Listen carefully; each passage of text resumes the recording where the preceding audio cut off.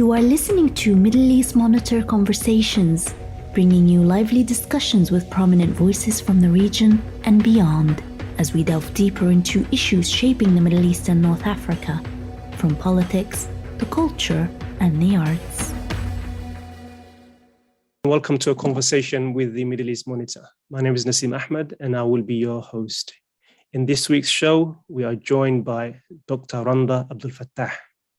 Randa is a Palestinian, Egyptian, Australian author, activist, and academic.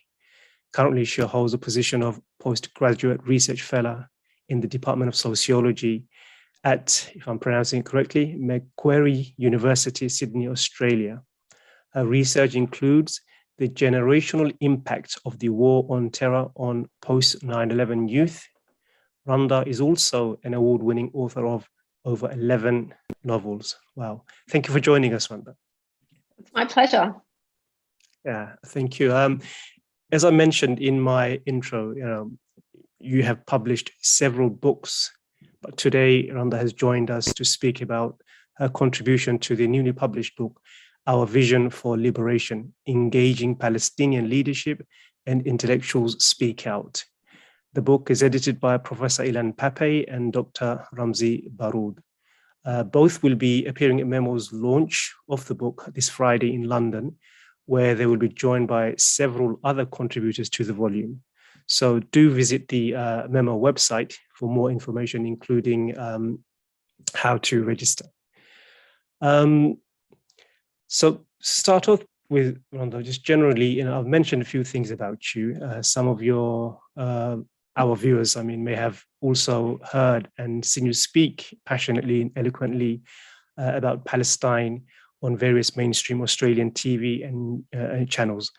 But before we dive into the article you've written for that book, I think it would be good for our listeners if you can say something about the main themes that connect your research and work. You've written on various issues, including, as I said, Islamophobia, feminism, and of course, Palestine. Is there a common thread that unites, all your work? I think that common thread that unites my work and really is the theme of my life's purpose is the striving for social justice, striving for the rights of others, for the right to dignity. And that is something that I bring to bear in my political writing, in my academic writing, in my books for children, my most recent picture story book.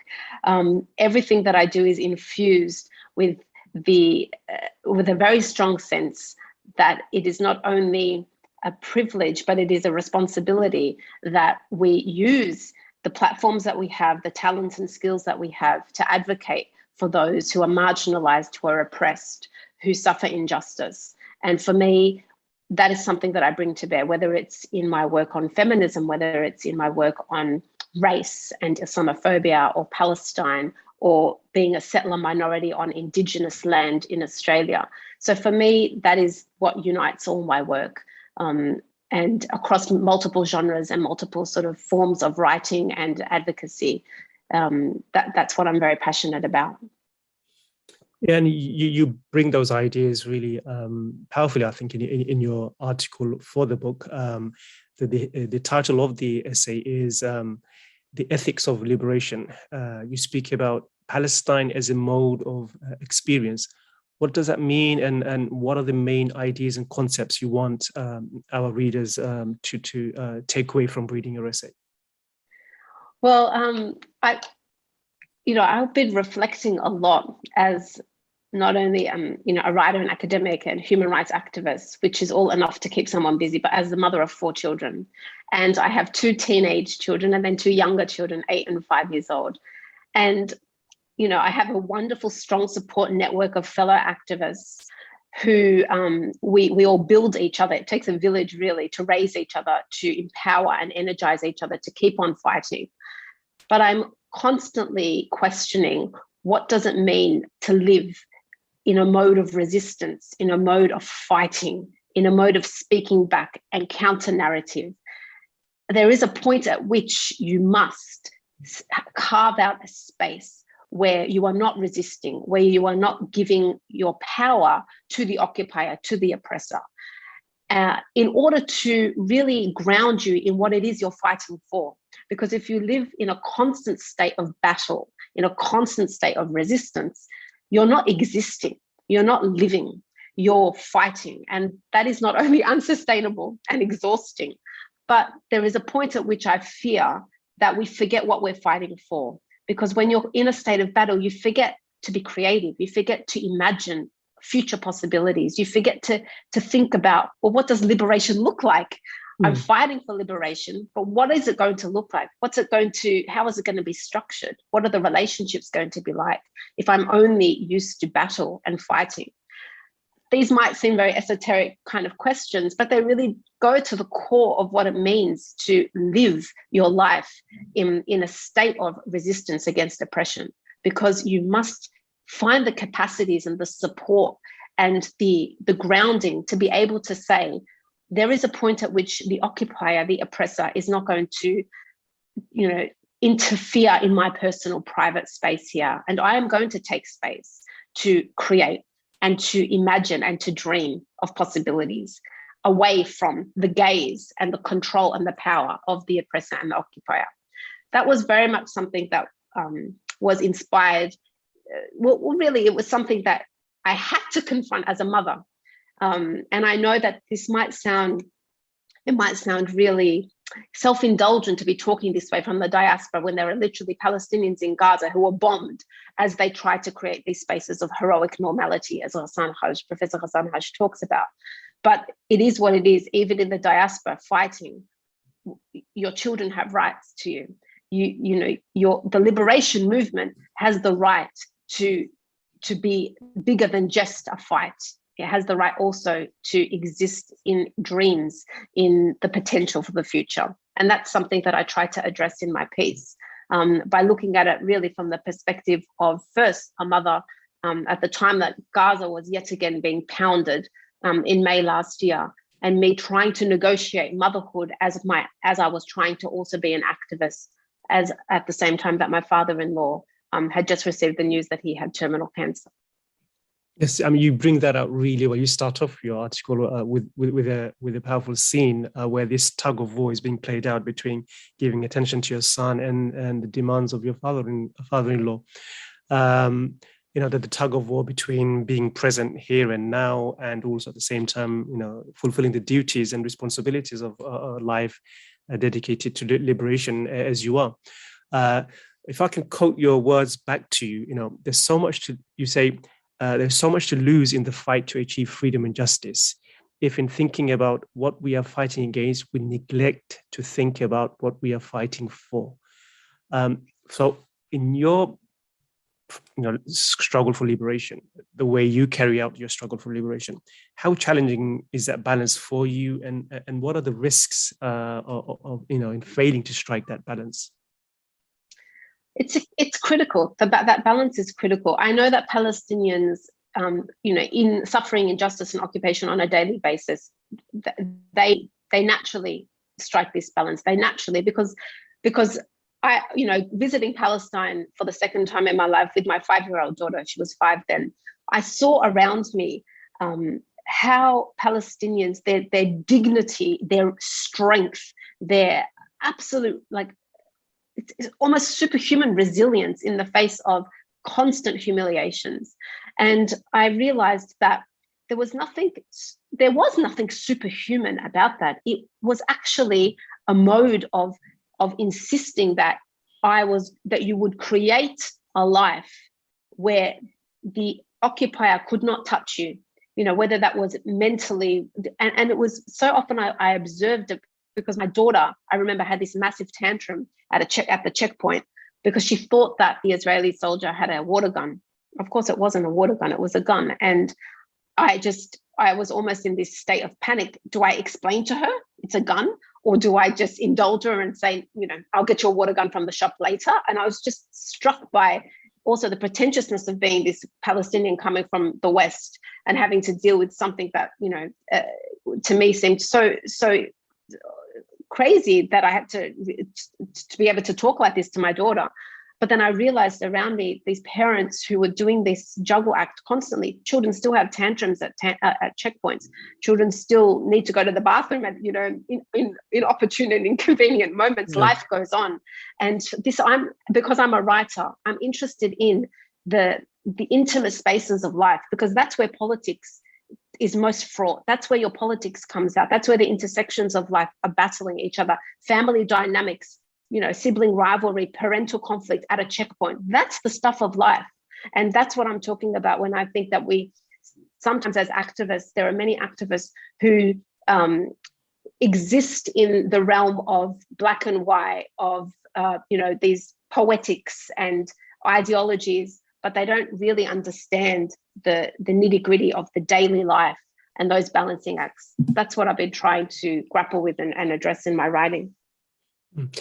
You mentioned that you took your children to Palestine. How many times have you done that? How many times have you visited Palestine? The reason I ask because, it fits into the much broader theme of resistance and resisting what I think one of the Israeli leaders said: the old will die and the new will forget, with regards to Palestine.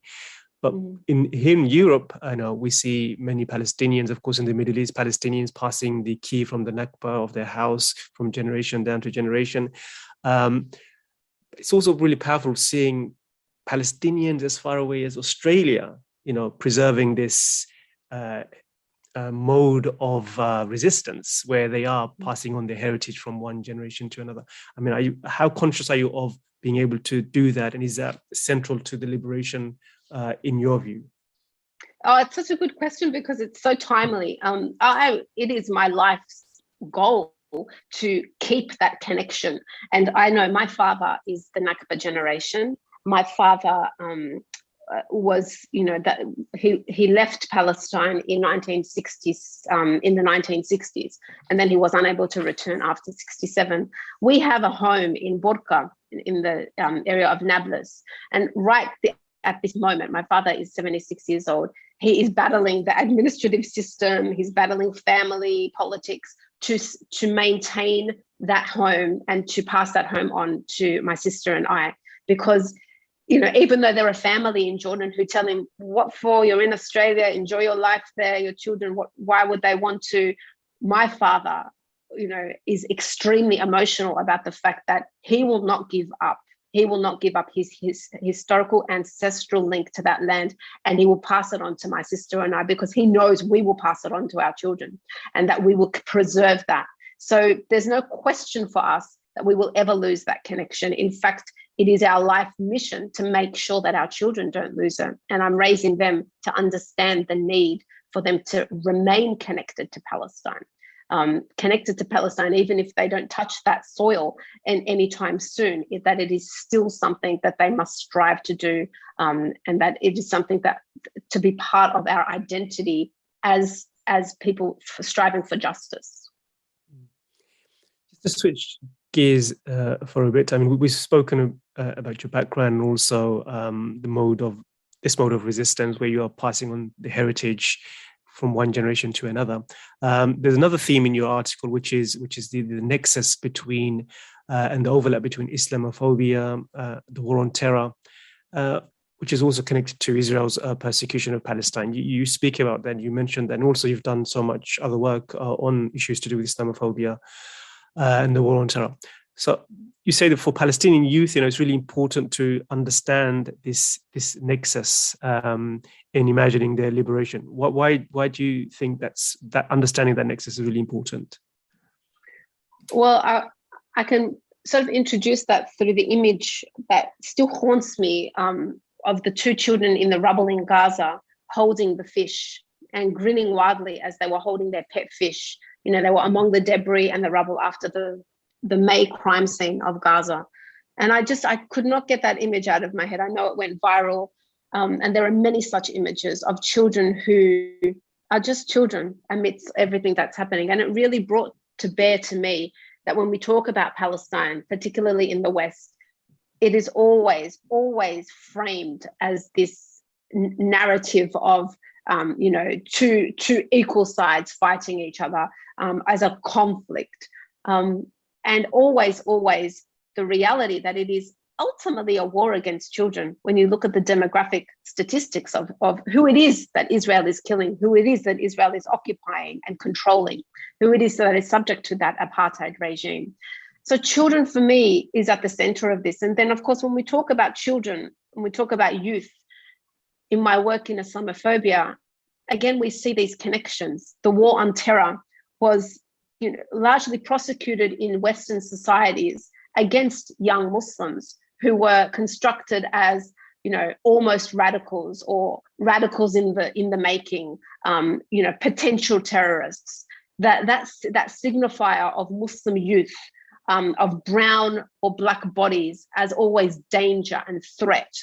And so that the full force of law, of policing, of securitization, of arms and the industry always bear down first on young people who are considered to be the threat, to embody the most visible threat in that power hierarchy. And so I think it's very important, particularly for Muslim activists fighting Islamophobia in Western contexts, not to forget those interconnections between the global war on terror, how the global war on terror enables and violence in Palestine to go with impunity, because it serves the purpose of the global war on terror for Israelis to stabilize that meaning of Palestinian resistance to terrorists or Palestinian child to terrorists. And we see it time and time again where Palestinian children are locked up, brutalized for throwing a stone, because they are seen as the potential terrorists. And there's no shortage of statements by Israeli politicians and the IDF linking Palestinians and outright calling them terrorists, and therefore that they are legitimate targets. And so I think it's important that we understand, again, in this sort of multi-billion-dollar lucrative industry of the war on terror, where you've got this technology and armaments industry, Gaza, Palestine, it's the weapons testing field. And as activists in the West, it's important to understand, especially for governments which seek to sort of present the idea that that's just a Middle East conflict. It's got nothing to do with us. We're going to focus on what's important to us locally. Actually, no, you have defense contracts. You are enabling, you are empowering, you are basically giving a green light to a nuclear power to carry out your war on terror as an agent, whether it's testing those weapons, using its security measures. At my own university, I remember clearly last year, at the time that Gaza was being pounded, at the time of the Great March of Return, in March 2018, there was an Israeli academic who was being invited to speak at Macquarie University to talk about security. And so it's not that these things are just theoretical and academic little polite conversations. This is actually happening, that Western governments take security advice from an apartheid state. And so these connections are absolutely critical to make. And again, I start again, because they start first and foremost, the violence is against children. It is against youth, young people. And that is an imperative, therefore, for us to make these connections and to protect them from that violence. And if you're living in the West as a Muslim, Palestinian, or anyone who really thinks about social justice, you're presented with a view that when the West fights, or when the West stands for something, it stands from the point of neutrality, that the West represents, as you say, point zero. If I can just describe what that means, I mean, you touch on that and you say, the Western point of view assumes itself to be a point of view which requires no justification. So when the West takes a position on Israel, it's the most just and fair position. This myth is, of course, shattering as more and more human rights groups conclude that Israel is becoming an apartheid state. But it's the same position which has for decades, been gaslighting Palestinians about their suppression and their oppression, saying that you're too emotional, you don't really understand. You touch on all those themes. But how does that hubris in your personal life? How did that manifest, and how did you challenge this idea that the West its view on Palestine, its view on Islam and Muslims represents the neutral point and not a point which requires justification? Oh my gosh. So every media encounter, you're confronted with it, where you are told before an interview, okay, Randa, we're just going to have a polite, civilized conversation here about Palestine. I know emotions run high, but we're going to keep it nice and serious. We're going to keep it nice and polite and not allow our emotions to get in the way. To have that kind of, condescending arrogance and the indulgence of being lectured to about what is civilized. And this self-indulgent, lie, this deception that the West is always from a point of objectivity and neutrality. And we know that there's no such thing, but also it's not just that there is a conceit to that kind of a claim, but also we know it's not true because of the West's, violence around the world in the name of so-called national security, in the name of revenge against the 9/11 attacks, the millions and millions of Muslims who have died because of the emotional outburst that happened through the war on terror. What more of a lie than to say, imagine we had told the US, just remain neutral and objective, keep calm and civilized. So for me, this